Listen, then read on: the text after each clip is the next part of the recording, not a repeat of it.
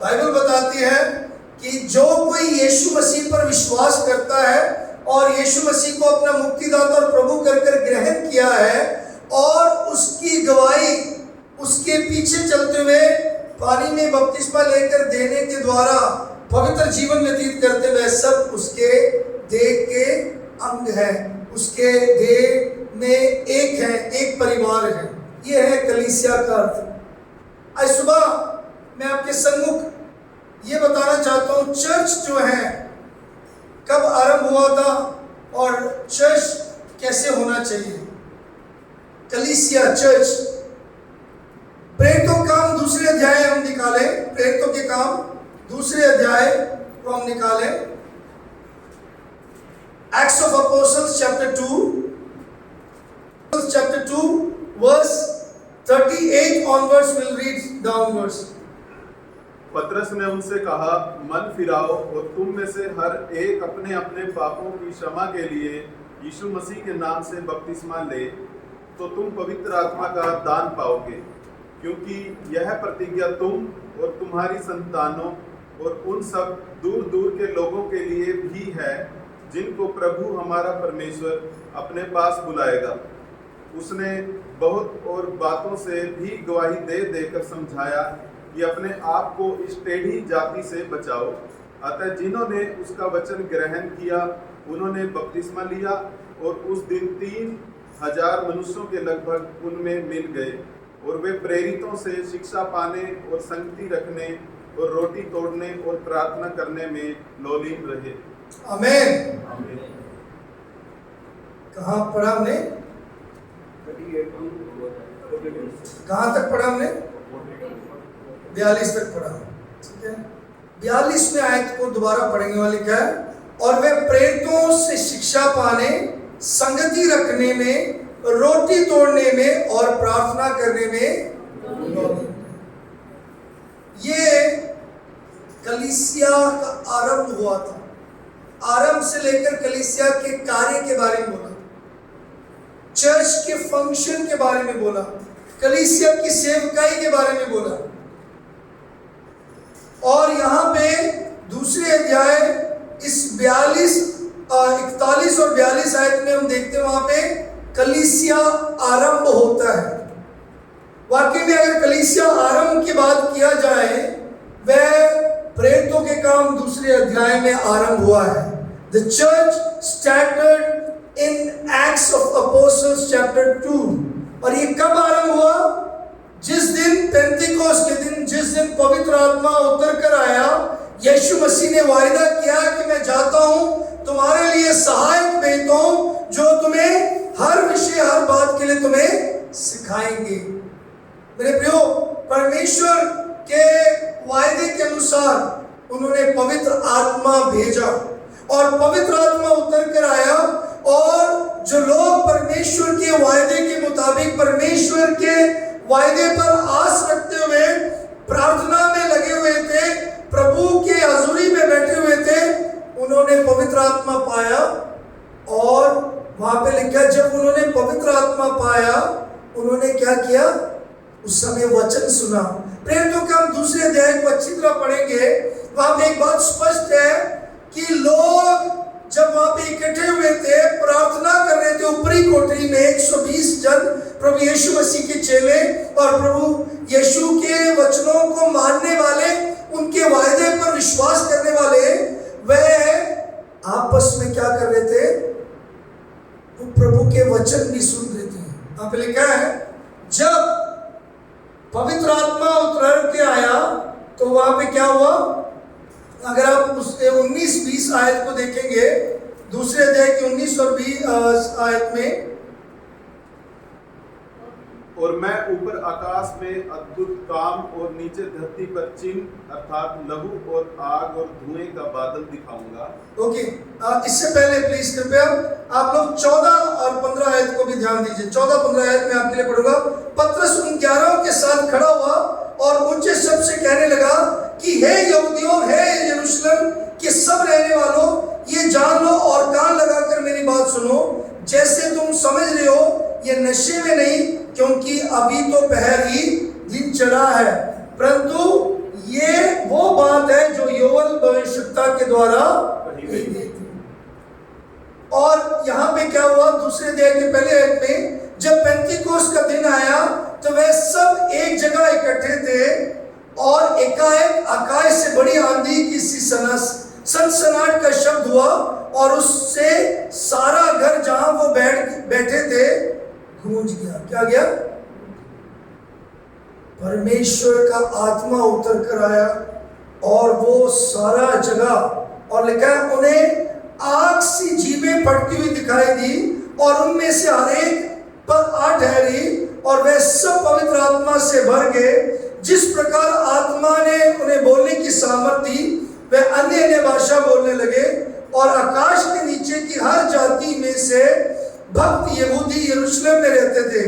जब वह शब्द हुआ तो भीड़ लग गई और लोग घबरा गए क्योंकि हर एक को यही सुनाई देता था कि ये मेरी ही भाषा में बोल रहे, और वे चकित और अचंभा होकर कहने लगे, देखो ये जो बोल रहे हैं क्या सब गलीली नहीं? तो फिर क्यों हम में से हर एक अपनी अपनी जन्मभूमि का भाषा सुनता है?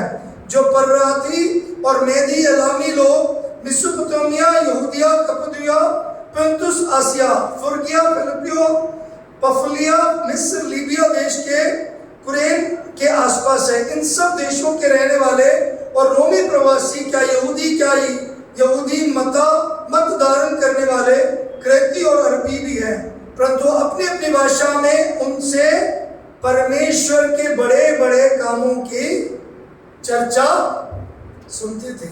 यहाँ पे क्या सुनाई दिया? क्या बोल रहे थे वो लोग अपनी अपनी भाषा में? परमेश्वर के बड़े बड़े कामों का चर्चा सुन रहे थे। आज गवाही देने की बात बोलते हैं ना, उसी प्रकार वह खड़े होकर परमेश्वर के कार्य के बारे में वो अपनी भाषा में बोल रहे थे कि प्रभु ने हमारे जीवन में ऐसा किया, प्रभु ने ये कार्य किया, प्रभु की बड़ाई कर रहे थे, प्रभु की महिमा कर रहे थे। और आगे लिखते हैं वे सब चकित हुए और घबरा कर एक दूसरे से कहने लगे, ये क्या हुआ चाहता है? परंतु औरों ने ठट्ठा कर कहने लगे कि ये तो नई मदिरा के नशे में। मतलब अजीब सी बात है, कोई बंगाली वहां पे है, कोई मद्रासी है, कोई कश्मीरी है, कोई पंजाबी है, कोई कहीं का रहने वाला हो, उड़िया का हो, वो सब इकट्ठे थे, लेकिन सब ने अपनी अपनी भाषा में उनको वहां पे प्रभु की महिमा बड़ाई करते हुए, उसकी चर्चा करते हुए सुनाई दी। तो कहने लगे ऐसा कैसे हो गया? हम तो यहाँ पे इकट्ठे हुए थे पेंतीकोस्त के दिन मनाने के लिए, हम तो यहाँ पे आए थे प्रभु की बड़ाई करने के लिए, प्रभु के उस त्योहार को मनाने के लिए, और वहां पे क्या हो आया? परमेश्वर का आत्मा उतर कर आया। मेरे प्रियो, वहां पे मुख्य बात क्या हुआ कि वे सब इकट्ठे थे, वे सब इकट्ठे थे। आज कलीसिया को जरूरत है इकट्ठे होने की, एक रहने की। जब एक रहेंगे हम आत्मा से भरे रहेंगे, जब हम एकता में चलेंगे हम परमेश्वर के कार्य को करने पाएंगे। मैं आज आपके संग जो विषय को लेकर आया हूं वो कलीसिया में शामिल एक विषय है, लेकिन जो एक साधारण बात है। आज बहुत सारे लोग हैं जो इस बात को नहीं समझते, नहीं जानते, और वो दुख की बात है, वह इस बात को नहीं समझते। अब दूसरे अध्याय जो मैंने बोला, फिर पतरस खड़े होकर प्रचार करने लगे, और जब हम 41 आयत में आते हैं तो पतरस ने जब खड़े होकर प्रचार किया, या खड़े होकर जब वचन सुनाया, उसके 38 में पतरस से 37 में पतरस से लोगों ने बोला, हम क्या करें? आप तो वचन सुना रहे हो, अब हमने वचन सुना, हमारे हृदय छिद गए, हमारे हृदयों में काम हुआ, अब हम क्या करें? तो पतरस ने बोला, तुम लोग क्या करें? मन फिराओ और तुम में से हर एक अपने पापों की क्षमा के लिए यीशु मसीह के नाम से बपतिस्मा लो। ये जो बपतिस्मा है यीशु में स्वीकार करने की बपतिस्मा है, जो रोमियो की पत्री 6 अध्याय में भी लिखा है, यीशु के साथ मारे जाना, गाड़े जाना और फिर जी उठना, उसके क्रूस की मृत्यु के साथ अपनी समानता करना, उस विषय में है। और फिर बाद में एक और बपतिस्मा वहां बताया जाता है जो 41 आयत में क्या लिखा है, और सो जिन्होंने उसका वचन ग्रहण किया उन्होंने बपतिस्मा लिया। जब हम वचन को ग्रहण कर लेते हैं, हम फिर पानी का बपतिस्मा लेकर प्रभु की गवाही देते हैं। हम आज्ञा मानते हैं, हम प्रभु के जो वचन है, उस धार्मिकता को जो प्रभु ने, यीशु मसीह ने किया, उसको पूरा करते हैं। इसलिए वहां पे लिखा है, तो चर्च में पहला जो जरूरी क्या है, पहला है पश्चाताप करना। अगर चर्च का कोई मेंबर बनना है तो पहले जरूरी है पश्चाताप करना, वचन सुनकर पश्चाताप करना। दूसरा विश्वास करना। 41 आयत में लिखे उन्होंने वचन ग्रहण किया, वचन को हासिल किया, वचन को प्राप्त किया, वचन को अपने पास रखा। और तीसरी बात बपतिस्मा लिया। एक चर्च का फाउंडेशन, एक चर्च के प्रिंसिपल, एक चर्च का तत्व ये है, परमेश्वर के कार्य, परमेश्वर ने अपने आत्मा को उंडेला और उसमें मुख्य बात क्या हुआ, जब लोगों ने क्या किया, वचन सुना, उन्होंने पश्चाताप किया और उसके बाद उन्होंने विश्वास के ग्रहण किया, फिर बपतिस्मा लिया। अब आगे उन्होंने क्या किया, जब बपतिस्मा लिया वह क्या हो गए, वहां पे लिखा 41 आयत में 3000 उसी दिन 3000 मनुष्य लगभग उनमें मिल गए, जुड़ गए, कलीसिया में जुड़ गए, उनमें जुड़ गए जो वहां पे ऑलरेडी थे, जो वहां चेले इकट्ठे थे, जहां जिन्होंने यीशु मसीह के वचन को माना, मानकर चल रहे, उनके साथ मिल गए। कलीसिया में जुड़ने के लिए पश्चाताप करना, तौबा करना, मन फिराना अवश्य है, बपतिस्मा लेना अवश्य है, और उसके साथ क्या है, आप कलीसिया के साथ जुड़ते हो, जो विश्वासियों के साथ जुड़ते हो। वहां पे लिखा है ऐसा हुआ। 42 आयत में क्या देखते हैं, सिंपल सी बात बताते हुए मेरा मुख्य विषय पर मुझे जाना है, लेकिन मैंने शुरुआत जहां से किया इसलिए मुझे बताना। 42 आयत में लिखा है, वह प्रेरितों से शिक्षा पाने, संगति रखने में, रोटी तोड़ने में, प्रार्थना करने में लौलीन रहे, उसमें कंटिन्यू रहे और उसमें मतलब हमेशा डिवोटेड रहे, उसमें हमेशा कमिटेड रहे, उसमें हमेशा लगे रहे। क्या क्या करने में, शिक्षा पाने में। आप चर्च में आते हो शिक्षा पाने के लिए, चर्च में आते हैं प्रभु का वचन सीखने के लिए, प्रभु के दास यहां से प्रचार करते हैं, आप उससे सीखते हो, आपको सीखने को मिलता है। दूसरी बात क्या है, संगति करना। आज कलीसियाओं में संगति कम है, आज कलीसियाओं में भीड़ है। कलीसिया संगति के लिए एक दूसरे के साथ बातचीत होना चाहिए, एक दूसरे के साथ हाल और उनके विषय के बारे में, उनके स्वस्थता के बारे में, उनके जीवन के बारे में पता होना चाहिए। संगति बहुत जरूरी है। आपसी संगति का मतलब, आपसी फेलोशिप का मतलब एक दूसरे के सहयोग देना, सहमति देना। और फिर क्या है, आगे क्या लिखा, रोटी तोड़ने में, आपस में जब भी संगति करते हैं रोटी तोड़ते हैं। रोटी तोड़ना जो हम फर्स्ट संडे को करते हैं, जब भी हम मिलते हैं, हम उस प्रभु के मेज की सेवकाई में रोटी तोड़ना जो प्रभु के देह को दर्शाता है, उसको करना चाहिए। रोटी तोड़ना एक्चुअली एक संगति में एक मुख्य कार्य को दर्शाता है। और आगे क्या लिखा है, हाँ जी, प्रार्थना करने में।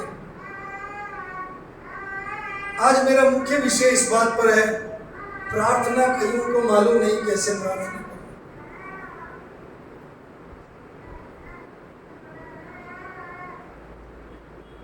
सबको मालूम है, पश्चाताप कर लेते हैं, तौबा कर लेते हैं, वचन को ग्रहण कर लेते हैं, बपतिस्मा भी ले लेते हैं, लेकिन प्रार्थना नहीं करते। और प्रार्थना करते हैं तो प्रभु हमारी इस रोटी को आशीषित करना, धन्यवाद रोटी के लिए। रोटी वाली प्रार्थना सबको आती है, या फिर परमेश्वर सबको आशीष देना, सबको आशीष देना। मतलब कितने समय हो गए आप अभी भी आशीष वाली प्रार्थना ही करते हो, स्तुति वाली प्रार्थना, समर्पण वाली प्रार्थना, धन्यवाद की प्रार्थना, आप आभारी हृदय का प्रार्थना, आप परमेश्वर को देने वाली प्रार्थना, परमेश्वर से मांगने वाली प्रार्थना, कितनी प्रार्थनाएं हो चुकी हैं। संकट के समय की प्रार्थना, खुशखबरी की प्रार्थना, कब करते हो ये सब प्रार्थना, या कितने प्रार्थनाएं की है आपने? मेरे साथ निकालें लूका रचित सुसमाचार 18 अध्याय, उसके 9 से 14 आयतें पढ़ेंगे। 9 से 14 मैं आपके लिए पढ़ूंगा, प्लीज ध्यान से सुने।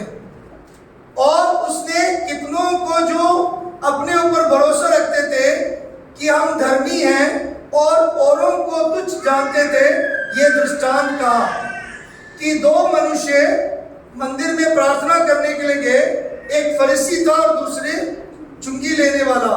फरीसी खड़ा होकर अपने मन में यूं प्रार्थना करने लगा कि हे परमेश्वर, मैं तेरा धन्यवाद करता हूं कि मैं और मनुष्य की नाई अंधेर करने वाला, अन्यायी और व्यभिचारी नहीं, ना इस चुंगी लेने वाले के समान हूं। मैं सप्ताह में 2 बारी उपवास करता हूं, मैं अपनी सब कमाई का 10वां भी देता हूं। परंतु चुंगी लेने वाले ने दूर खड़े होकर स्वर्ग की ओर आंखें उठाना भी ना चाहा, वरन अपनी छाती पीट पीट कर कहा, हे परमेश्वर, मुझ पापी पर दया कर, मुझ पापी पर दया कर।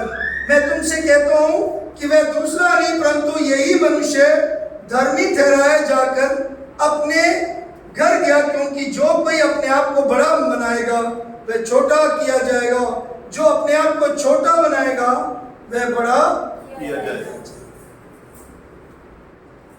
परमेश्वर के अनुसार प्रार्थना करना, आज सुबह का हमारा विषय है परमेश्वर के अनुसार प्रार्थना करना। Praying according to God's pattern, praying according to God's pattern. प्रार्थना क्या है? कईयों को मुश्किल लगता है प्रार्थना करना, क्योंकि प्रार्थना एक ऐसे रीत बन जाता है प्रार्थना, और इसलिए प्रार्थना करना है क्योंकि डर लग रहा है। कई लोग सलाने के नीचे, या जब भी बिजली कड़कती है और जब भी कोई परेशानी आ गई, जो तेज तूफान उठ गया, तब प्रार्थना करने लग जाते हैं।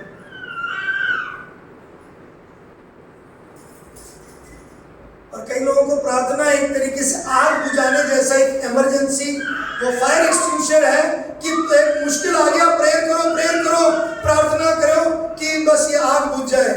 ऐसे भी कई लोग प्रार्थना करते हैं।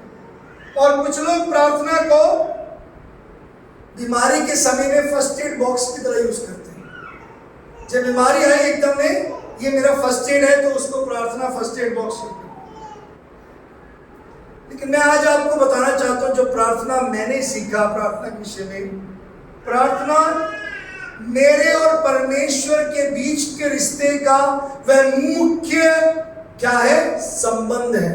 It is a vital link which is so fundamental in my relationship with God. प्रार्थना मेरे और परमेश्वर के साथ का मुख्य रिश्ते का मुख्य ऐसा जोड़ने वाला कार्य है। अगर आप परमेश्वर के साथ जुड़े हैं, अगर आप परमेश्वर के साथ आपका संबंध है, तो आपका प्रार्थना में जीवन भी सचमुच एक सामर्थी जीवन होगा। आप जैसे 18 अध्याय, इसी लूका के 18 की पहली आयत को देखो, वहां पे पहली आयत में क्या लिखा है? फिर उसने इसके विषय में कि नित्य प्रार्थना करना और हियाव न छोड़ना चाहिए, उनसे बस वहां पे क्या लिखा है? प्रभु यीशु मसीह ने क्या कहा? किसके विषय में बात कर रहे हैं? नित्य प्रार्थना करना, मेन ऑलवेज टू प्रे। मनुष्य को चाहिए, प्रभु अपने चेलों को कहते हैं, प्रभु अपने विश्वासियों को कहते हैं, प्रभु अपने लोगों को कहते हैं कि नित्य प्रार्थना करते रहो, हियाव ना छोड़ो। थक गए, प्रार्थना नहीं हो रहा, मुश्किल ज्यादा, परेशानी बढ़ गया, बोझ ज्यादा हो गया, बीमारी ज्यादा हो गया, प्रार्थना नहीं हो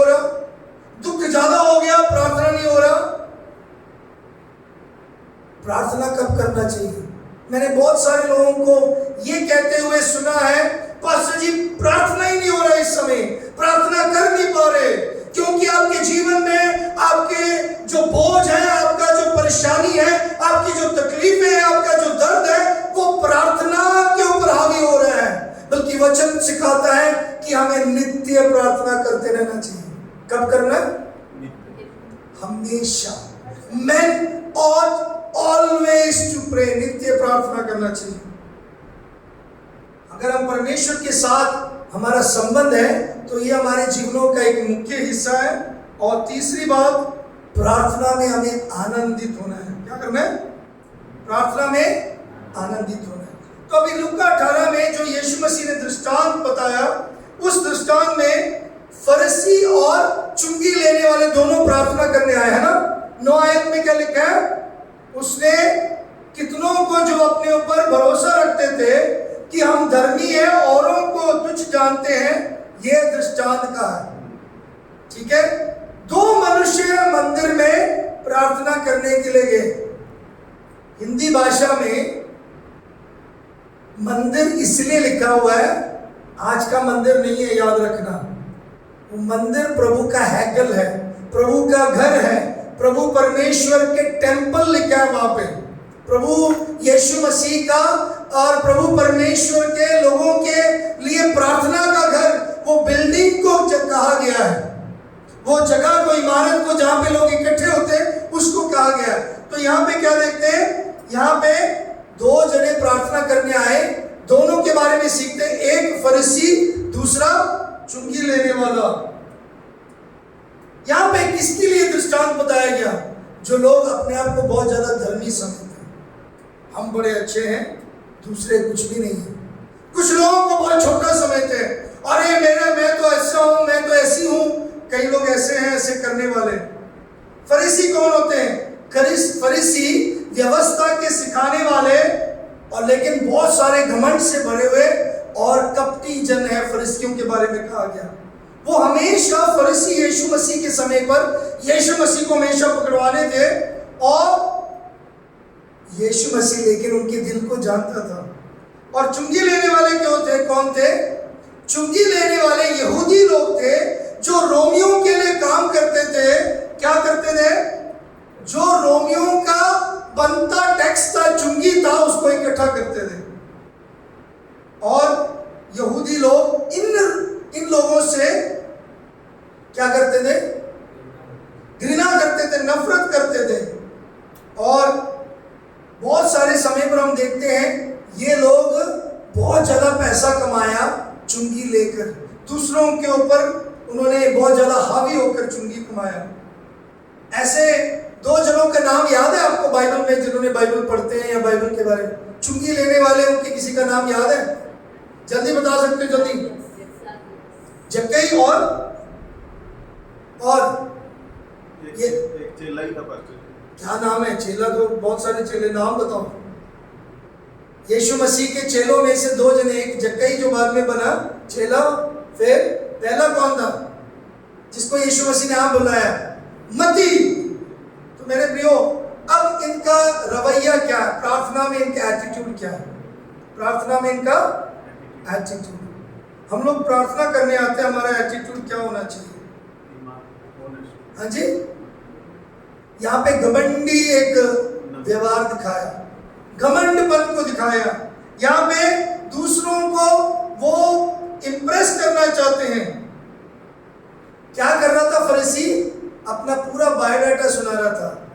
मैं 2 बार ही प्रार्थना करता हूँ। यहाँ पे बहुत सारे लोग हैं जो प्रार्थना करते ही नहीं, इसलिए आपको पता नहीं, लेकिन कई लोग प्रार्थना करते हैं, प्रभु मैंने सुबह ये किया, मैंने वो किया, मैंने आपके लिए ये किया, मैं ऐसा करती थी, मैं वैसा करता हूँ, मैं करता हूँ, मैंने ये किया, मैंने वो किया। पूरा बायोडाटा प्रभु को बताते हैं। याद रखो, परमेश्वर आपके बारे में सब कुछ जानता है। अपने बारे में घमंड करना बहुत आसान है मेरे प्रियो। जरूरी है यहाँ पे जो हमें समझना, वहां पे फरीसी ने क्या किया? मैं ये करता हूं, मैं उपवास रखता हूं, फिर क्या बोला? मैं दशमांश भी देता हूं, सब अच्छे अच्छे काम कर रहा है, फिर मैं कितनी बार प्रार्थना करता हूं? हाँ जी, वहां पे क्या लिखा है? प्रभु मैं इसकी तरह नहीं हूं, मैं औरों की तरह नहीं हूं, अंधेर करने वाला, अन्यायी, व्यभिचारी नहीं, ना इस चुंगी लेने वाले के समान। मैं सप्ताह में 2 बारी उपवास करता हूं, मैं अपनी सब कमाई का 10वां अंश भी देता हूं। ये सब कुछ उसने क्या किया? अपने बारे में लिया।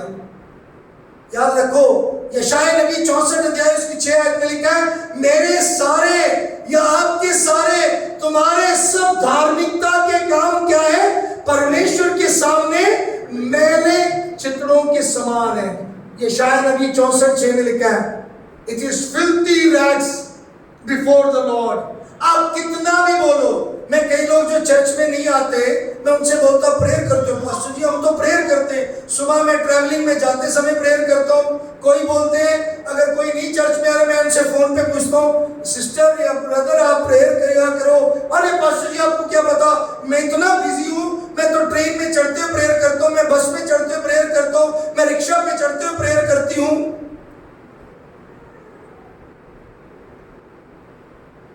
प्रभु मुझे बचाना। कई लोग ऐसे ऐसे करते हैं, कई लोग पता नहीं क्या क्या करते रहते हैं, ऐसे ऐसे करते हैं, ऐसे प्रेयर करते हैं लोगों का प्रेयर। ये प्रेयर नहीं है, ये दिखावा है।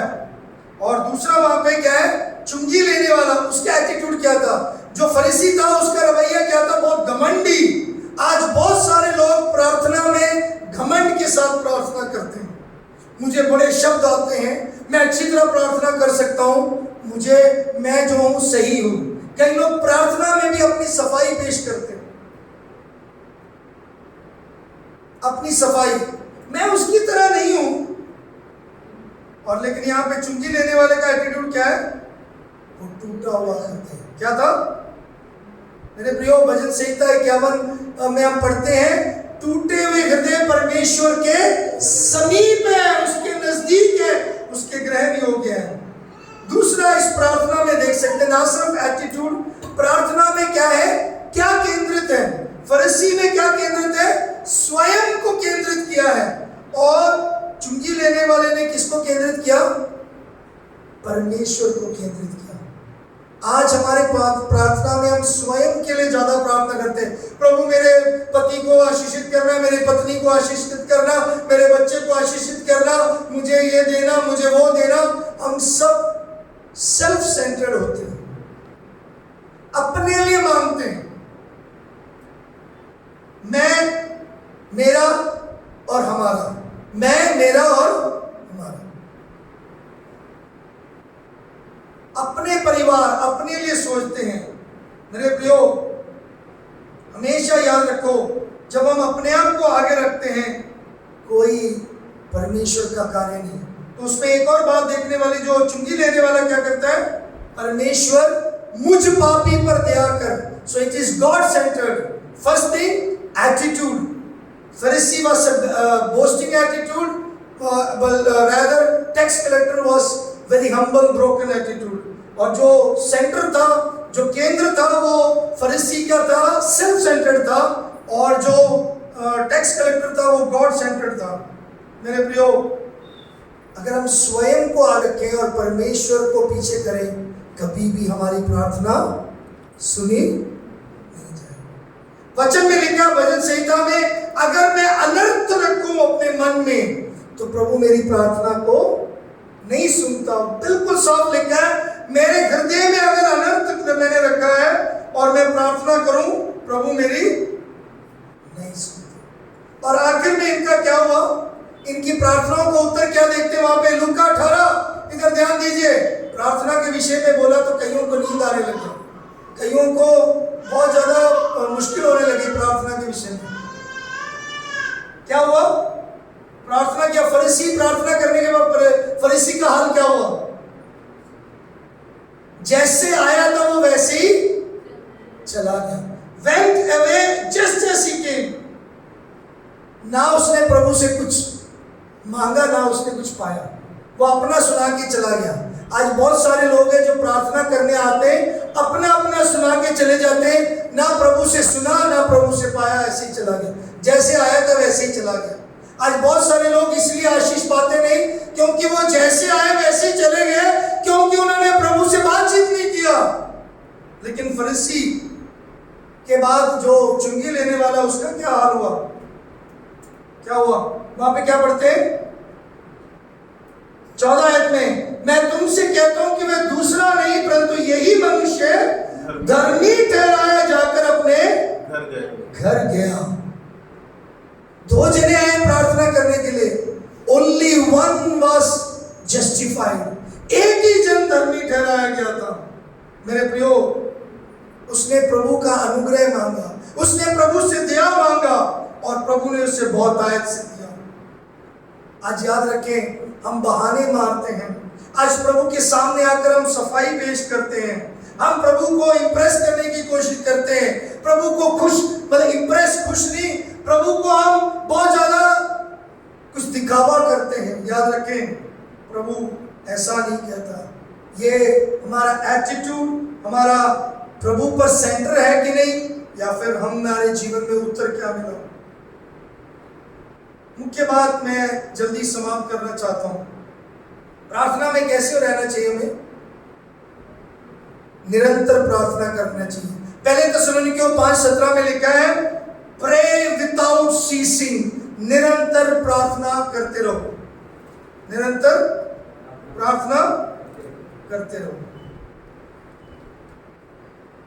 डैनियल नबी कैसे प्रार्थना करता था? हमने VBS में बच्चों को गीत सिखाया। डैनियल घुटने टेककर दिन में कितनी दफा प्रार्थना करता था? 3 दफा। वो उसके जीवन का एक शैली था, एक उसके जीवन का एटीट्यूड बन गया था।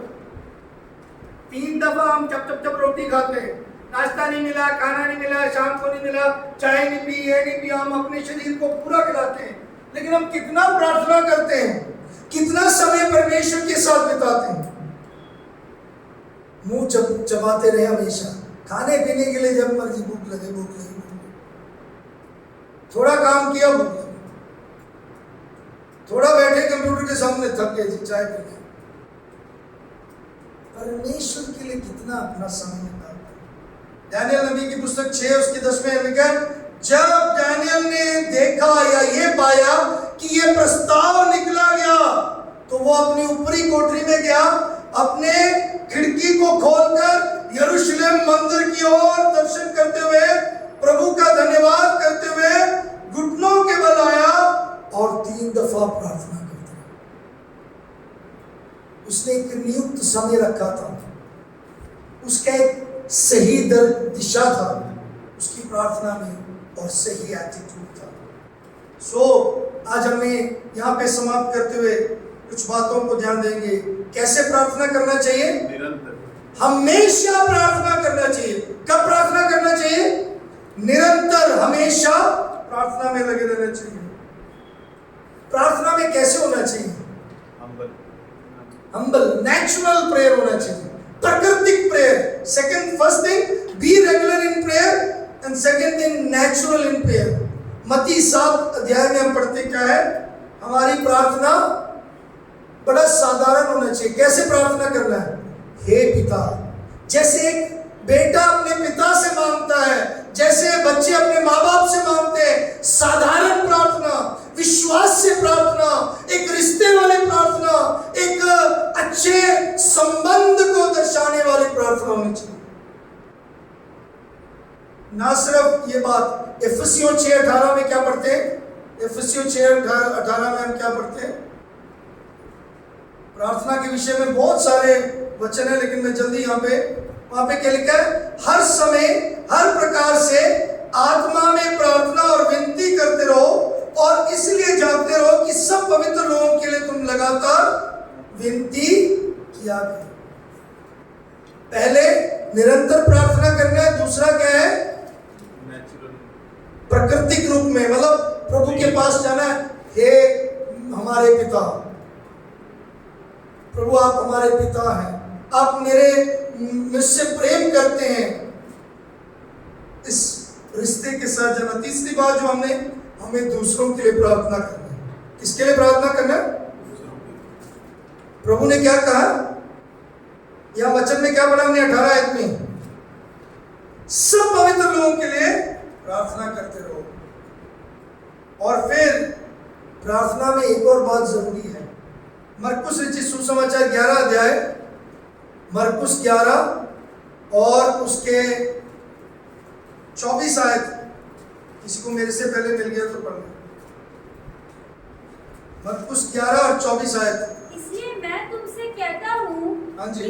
कि जो कुछ तुम प्रार्थना करते मांगो तो प्रतीत कर लो कि तुम्हें मिल गया और तुम्हारे लिए हो जाएगा। आमीन। क्या लिखा है? जो कुछ तुम प्रार्थना कर कर मांगते हो प्रतीत करो कि तुम्हें मिल गया है। सो जब भी प्रार्थना करना कैसे करना है कि ये बात का पक्का होना है कि ये प्रभु मुझे देगा। मैं प्रभु से मांग रहा हूं, प्रभु मुझे उत्तर देगा जरूर, प्रभु मेरी प्रार्थनाओं को सुनेंगे जरूर। विश्वास से मांगना, प्रतीति रख के मांगना। मेरे प्रियो, ये मत्ती रचित सुसमाचार 17:20 में क्या लिखा है? मत्ती 17:20 में जल्दी जल्दी पढ़े।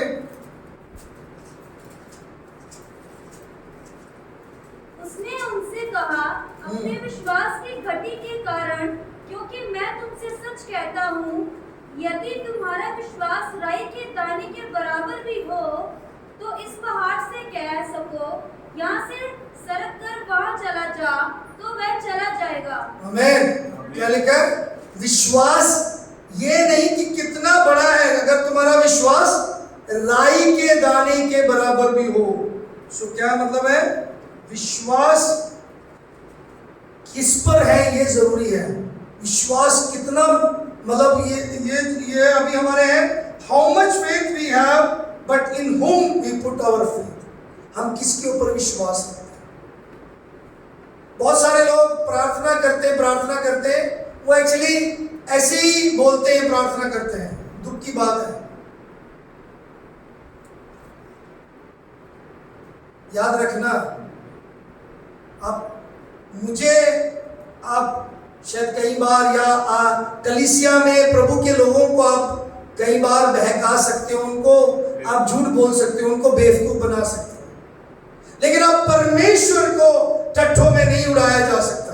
अगर प्रार्थना करने वाला जीवन है, प्रार्थना में जीवन है, तो मेरे प्रियो आपका विश्वास प्रार्थना में होना चाहिए। याद रखो, फिलिपियों 4:6 और 7 पढ़ते हुए आखिरी हम समाप्त करते हैं। फिलिपियों की पत्री 4 अध्याय 6 और 7 आयत। फिलिपियों की पत्री 4 अध्याय 6 और 7 आयत। किसी भी बात की चिंता मत करो, परंतु हर एक बात में तुम्हारे निवेदन, प्रार्थना और विनती के द्वारा धन्यवाद के साथ परमेश्वर के सम्मुख उपस्थित किए जाएं। तब परमेश्वर की शांति जो समझ से परे है, तुम्हारे हृदयों और तुम्हारे विचारों को मसीह यीशु में सुरक्षित रखेगी। आमीन। क्या लिखा है?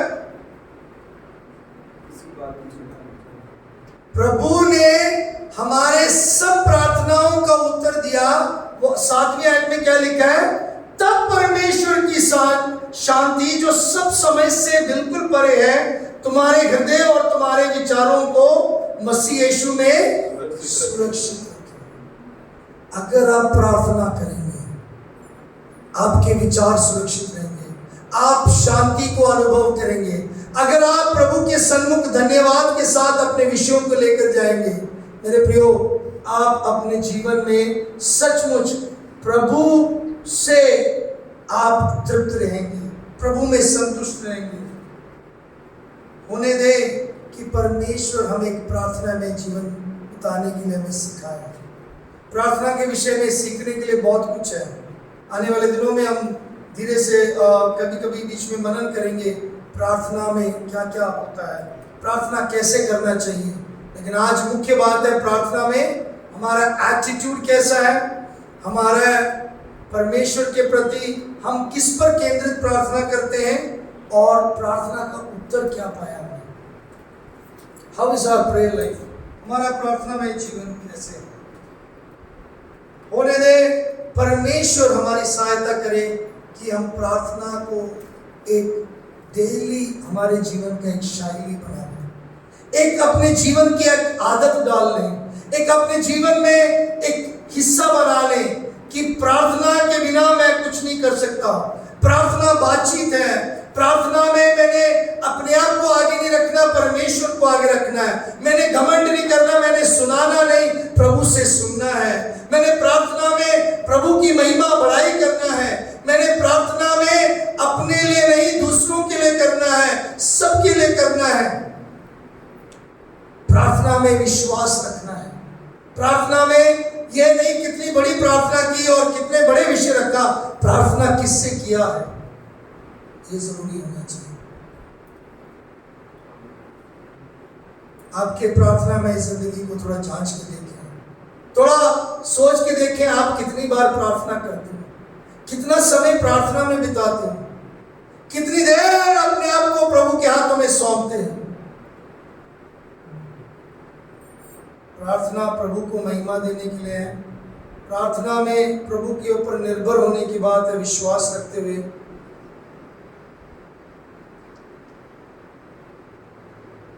प्रार्थना में केवल अपने हृदय को जांच के देखें कि हमारा टूटा हुआ हृदय प्रभु से ग्रहण करता है।